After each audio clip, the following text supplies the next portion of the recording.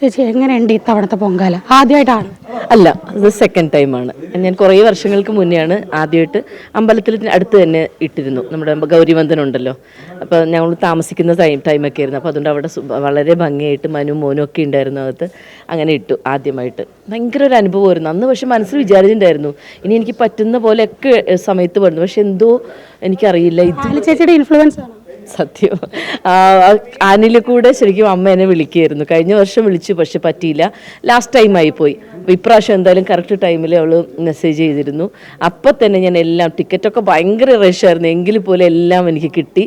ഭംഗിയായിട്ട് ഞങ്ങൾക്ക് ഇവിടെ വന്നിട്ടതേ ഈ പുണ്യ ദിവസത്തിൽ ഇന്നിവിടെ ഇങ്ങനെ പൊങ്കാലയിടാൻ പറ്റി. ക്ഷേത്ര പരിസരത്ത് പൊങ്കാലയിടണമെന്ന് ആഗ്രഹമാണ്.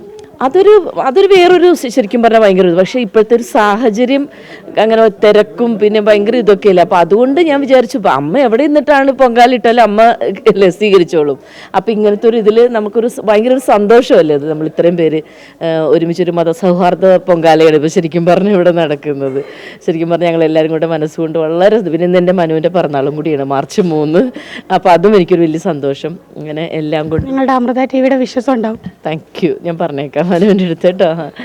പുതിയ പ്രോജക്റ്റുകളൊക്കെ ഞാനൊരു ഫിലിം ചെയ്തുകൊണ്ടിരിക്കുന്നുണ്ട്. എൻ്റെ ഡീറ്റെയിൽസ് ഒന്നും അവർ പറയണ്ടെന്ന് പറഞ്ഞേക്കുന്നതുകൊണ്ട് ഞാൻ ഇത്തിരി പെൻഡിങ്ങിൽ എടുത്തേക്കുന്നത്. കഴിഞ്ഞു, എല്ലാം പ്രോജക്റ്റ് എല്ലാം കഴിഞ്ഞിട്ടുണ്ട്. ഇപ്പോൾ ഉടനെ അത് റിലീസാവും. അപ്പോൾ അങ്ങനെ എല്ലാ വർഷത്തെ പൊങ്കാലയ്ക്ക് എൻ്റെ അമ്മയുടെ അനുഗ്രഹം ഉണ്ടെങ്കിൽ തീർച്ചയായിട്ടും ഞാൻ വിചാരിക്കുന്നത് ഇവിടെ എനിക്ക് കഴിയുന്ന അത്രയും കാലം ഇവിടെ വന്നിട്ട് ഞാൻ പൊങ്കാല ഇടണം തന്നെയാണ് എൻ്റെ ആഗ്രഹം. അതിന് ഈശ്വരനെ അനുഗ്രഹിക്കട്ടെ.